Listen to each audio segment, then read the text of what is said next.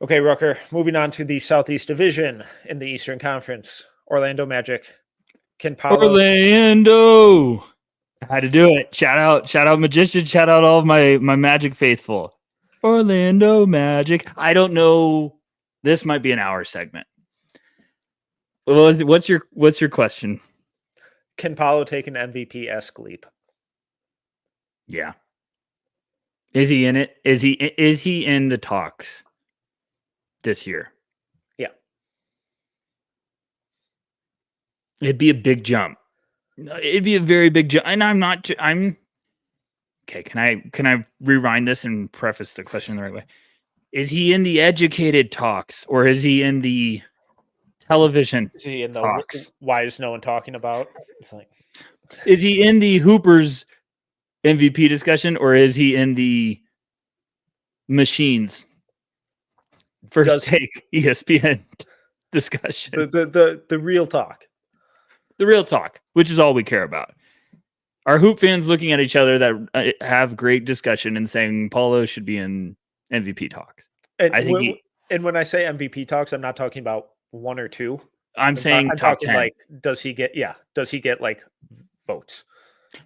Like you're talking with your buddies on the ballot. Yes, like yes. Does he at least show his names? His name shows up. Right. I have thought that Franz has been like, it's been Franz, his team the last, obviously. Now I think this is the year it becomes clear that it's like, hey, Paulo's alpha. Franz is too. Now I love Franz, so I feel like they both might kind of go head to head and figure that out. And I've loved him in the Olympics, but I do think this is the year Paulo kind of lays the hammer. He had 20 a game as a rookie, and he was 22.6 last year. First All-Star game, which I also love too. I think that starts to get with your head of like, it's my time. 45, 33. That's the big one. He gets that 3-point percentage up. I don't think it has to be huge though. It doesn't. He doesn't need to shoot it a lot. He doesn't need to live there. 72% from the line. Get me in the 80s there. See, I think if he just even gets more efficient in the mid range and at the rim, I think it's going to be a lot better because a lot of the issues that we talked about with Cade, with the lack of spacing and how compact the floor gets and how easy it is to throw multiple guys at him because the defense doesn't have to scramble that extra 5 feet to close out on guys. That's huge. And he's still ranked in the 96th percentile in assist percentage, the 72nd percentile in assist to usage, but just the 17th percentile in points per shot attempt. And 53.5% of his shot attempts were tightly guarded. So I think with this improved spacing, where guys like Jett Howard is averaging 5.5 threes a game in preseason, shooting over 36%. Suggs is only at like 28.5% in the preseason on 7 attempts. So volume's there, but he was just under 40% on over 5 attempts last season. KCP, career 37% 3-point shooter on 4.5 attempts, and he's been over 40% the last 2 seasons. So when they're getting Paolo the ball on the elbow or running these inverted pick and rolls, and instead of guys sagging off of Anthony Black in the corner every time, or whoever the litany of non-shooters that they had last year, they're now sagging off of De Silva and KCP and Jalen Suggs, who's an improved shooter, Gary Harris, who's an improved shooter, and all these guys who are at worst average spot-up shooters, and just raising that bar of the team's offensive shooting efficiency is going to be huge, and it's going to benefit everyone, but it's going to benefit the hub of their offense so much more. I mean, you and I are both guys that we keep an eye on, like, hey, how does someone progressing throughout their career, especially as prospects? I feel like if you're a guy that stays multiple years, how are you improving? Like, not only can I see it in the box scores each year, but how can I see it on film? The Franz regression last year from 3-point shooting is so weird. Yeah. It's really weird. I mean, you talk rookie year, 35%, sophomore year, 36%. He shot 28% from 3 last year on almost the same amount of attempts and struggled as in the the second Olympics year. too. and his points per game jumped up to 19.7 from 18.6. So like this is why I'm so high on Magic this year. Orlando is if that comes back to, let's just say he gets back to like 33% and Paulo takes that next step. They could have two guys averaging north of 20 a game and be horrifying. Now, do I think Franz is still better right now? Yes. Do I think Paulo could make that a conversation by the middle of the year? Yes. And I think either now or next year, like we did a previous episode, and me and you both said, like, he's going to be in the MVP talks. It's just when does it happen? If they're cooking in the East and 2 or 3 seed, like battling for that, could it happen this year? What do you think? I think it will. And I think my hot, I don't even know if it's a hot take anymore, but I think they're going to be in serious conversation for home court in the playoffs. Not throughout, but like first round home court. Yeah. So for sure. I think they're going to be a top 4 seed. Well, I mean, who else? I could see them being the 3 seed. Celtics, Knicks, Sixers, Cavs, Bucks. I could see Orlando being the Magic, 3 seed. Heat, Hawks. Atlanta's my. So I think there's some injury concerns there. I think there's some, there's just also a youth team on the rise. Who aren't as worried about it. Yeah, and they're a young team who is competitive as hell. And there's I don't mean this the wrong way. I don't mean this the wrong way.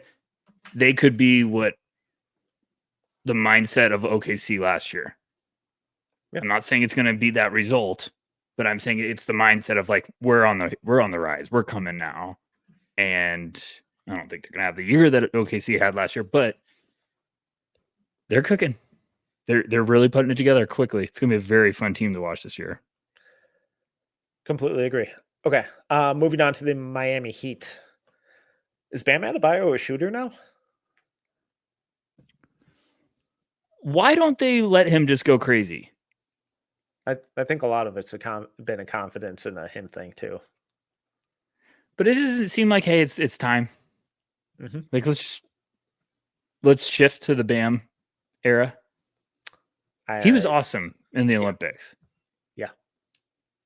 He was awesome last year and the year before that. He's always awesome. Yeah. Every time, yes, I'm a Celtics fan. Every time they play the Heat in the playoffs, I'm like, please don't play through Bam because I'm terrified of him. I think he's a guy that should take over games.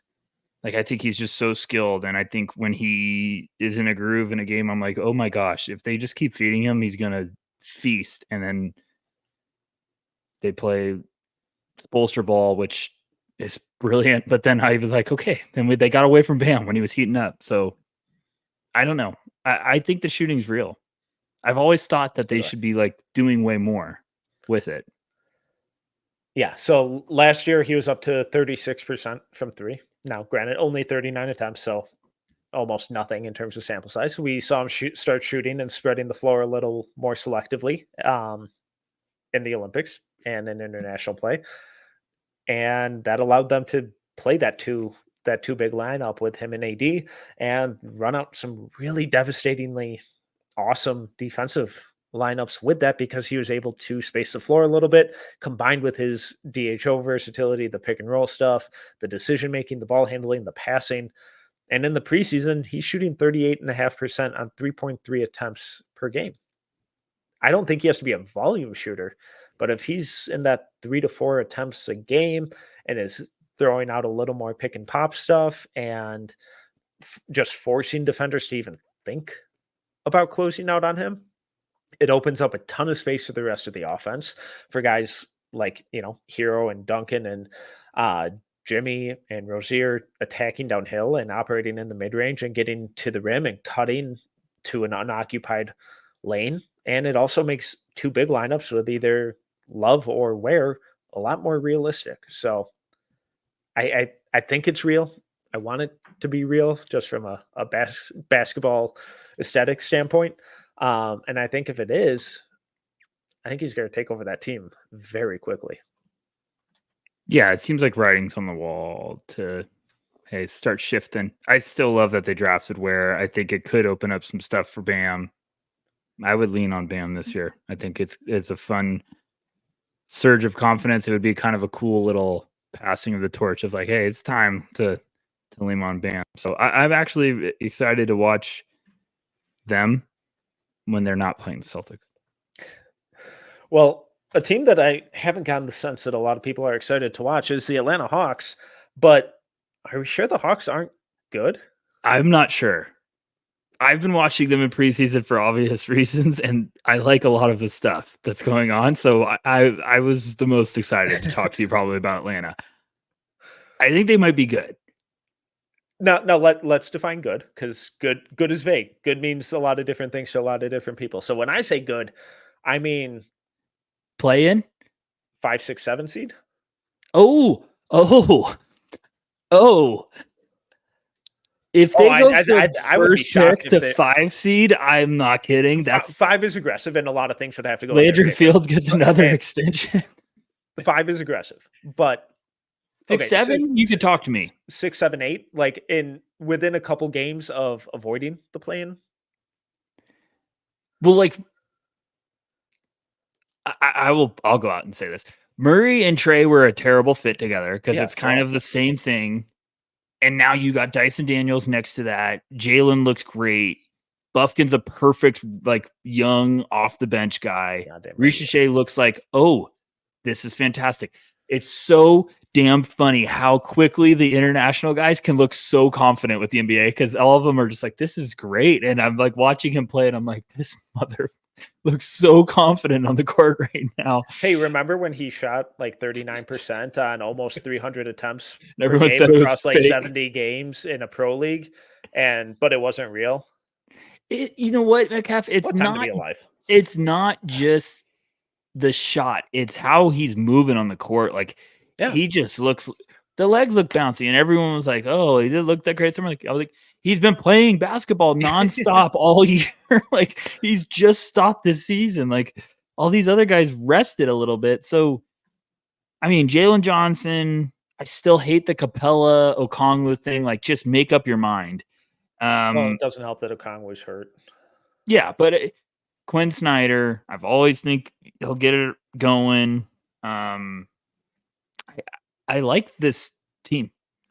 Trey also looks like, hey, I get it now. Like I'm clearly running the show, but I have better pieces around him. I like it.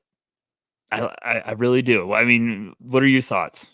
I just think it's a team that makes a lot more sense around Trey, and I'm not a massive Trey Young fan, but at the same time, he's getting nowhere near the respect that someone of his talent and production and pedigree kind of deserves.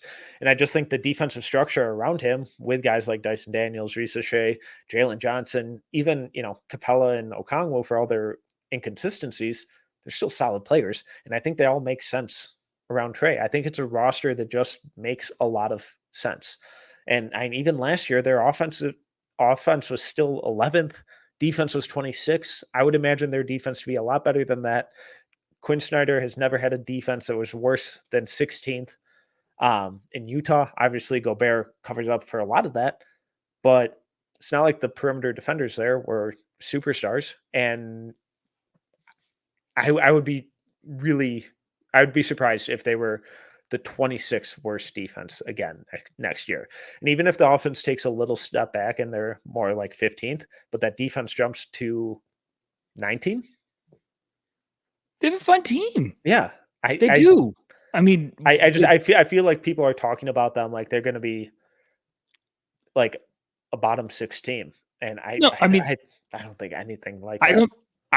You're gonna make me look at over-unders like right after this pod. So like, let's talk like Boston, New York, Philly. There's 3. Brooklyn, I'm out. Sorry, Nets fans. Raptors, we don't know, but I'm gonna just say they're tanking a little bit.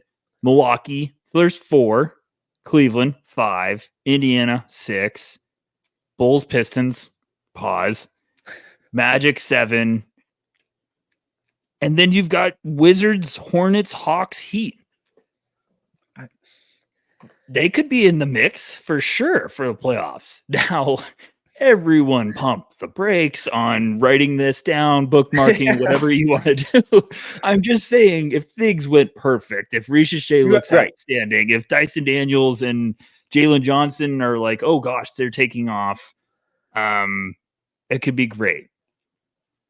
And we've got to take a pause because now we got Jack on the stage. So one of your fans is saying Franz is better than Paulo. Thoughts? Metcalf, go ahead. I just kind of gave some thoughts on this. I think right now you could argue Franz, yes, but I think that torch will be passed very quick if things are going the right way. I think it's Paulo. I think Paulo has MVP level upside. I think he's the type of guy you build a team around. I love Franz. I don't think he's a potential number one on a title team. I think Paulo could be. I think Franz is an elite number two, or a very, very good number two, elite number three on a title team. But he's got to refine the outside shot. And if he doesn't, it's really tough. But he's an insane defender. The feel is through the roof, super smart, really fantastic getting downhill, good ball handler, good passer. I love Franz. But I just think Paulo's in a different tier for me. Magic fans want Paulo to be one. I mean that in the nicest way. You want it to be 1A, 1B, but you want Paulo to be one because that means he's becoming a monster on the court. And I think Franz and him could be monsters together of like playing off of each other and what their strengths do. I think Franz is a hell of a basketball player, but I do think you need to get that shot back to where it was. And then he's dangerous. He's shifty. So yeah. All right. What do we got here? With that was a fun time with Atlanta. Welcome to Atlanta, where the players play. All right. Let's move on to Charlotte. And for me, it's just, are they ever going to be able to stay healthy? So I love so per cleaning the glass. Last year they had 7,686 total possessions. LaMelo Ball, Brandon Miller, Mark Williams were on the court at the same time for only 315 of them. Not great. But in those 315 possessions, they had a plus 5.3 net rating, a 116.8 offensive rating, which ranked in the 63rd percentile, and a 111.6 defensive rating, which ranked in the 85th percentile. So when those guys are healthy, it's a young core that you want to build around and that I think can and will be good. But can they stay healthy? And that's my question. My only question with them. I don't think they're a playoff team this year. It's just, can you get these guys all healthy for a full season and build that chemistry and just continue to take that next step forward in their development? Yeah, if Mark could be healthy, he'd be one of the best young centers in the league. I'm just talking about, like, we'd all be saying, like, Mark Williams is a heck of a piece. Guy can't stay healthy right now. Hope he does. I was very pissed this preseason when I was like, oh my gosh, he got hurt again. Like, you got to be kidding me. I think I was even was just reaching out to people like, this true? Like, come on, tell me it's not. Just James, shout out James. I hit him up. I was like, please tell me it's not true. We all were confused. I very, very interested to see what happens there. I'm still not sold on LaMelo there. So that's where I'm at with that one. But I know Hornets fans might come for my head, so I won't go down that road too far. I just think there's going to. He's been fun and productive when he's been healthy. How much winning does he contribute? Has he been put in a context to really elevate a team to winning basketball either? That's debatable too. Right. But there's been a general sense of unseriousness around that team for a while now. And they need some maturity. They need to get their act together, and they need to stay healthy. I just don't know if LaMelo is ever going to be your number one on a playoff team. Now, Hornets fans, you could be pissed at me. What? I think Brandon Miller could be. I think Brandon Miller could be. So if there's ever going to be a passing of the torch between those two, I think Charlotte could start cooking. Do I ever think that will happen? I would probably bet against it. But and I'm just saying of like them being on the same team, that happening. Like maybe it has to be LaMelo moves on. I think Brandon Miller is going to be a bad dude this year. I like the coaching hire. I think they're heading the right direction. I love Charles Lee. He was with the Celts, obviously biased, shocker, but I've heard good things. I've heard good things behind the scenes. Can they stay healthy? Because I do like, Trey Mann looked good in the preseason. Yeah, I did. That's all I'm saying, Metcalf. So I like what they're doing. New management, new ownership. Like I feel like they're kind of moving that right direction. Is just stay healthy. Agreed. Let's wrap up the Eastern Conference with the Washington Wizards and just real hard-hitting question here. How many games will they lose? I'm pumped about them. Sar has looked much better, which is amazing. It's just like, hey guys, can we calm down a little bit about it? Kaishan looks good. Yeah. Bubs had his moments. Johnny Davis came out about a shot. It's a really tough day for me and you, knowing it and then having to read it. Yep. They should lose a lot. You should develop a lot. That's what heroes do. You need to just play the young guys. The record is totally meaningless this year. It means nothing.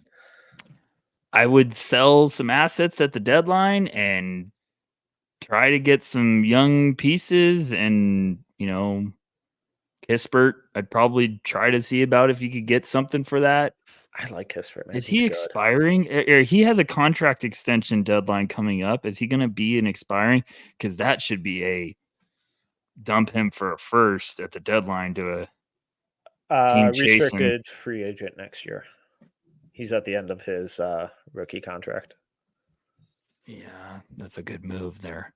So, yeah, I think Washington's right on cue. Like, they are doing exactly what they should do. Just play a bunch of young guys, and then at the deadline, ring the dinner bell, fire sale, baby. Like, come on and get them. Who do you need to help out? And I think you got to do that until you start getting these guys developed, and then you start pushing. But with this draft class, you add a Cooper Flagg, an Ace Bailey, Nolan Traore, Dylan Harper, VJ Edgecombe. Oh, Dylan would be nice. Drake Powell. Like if you're in that top 5 range at worst, you're adding a lot of really kind of fun pieces because they traded away Denny.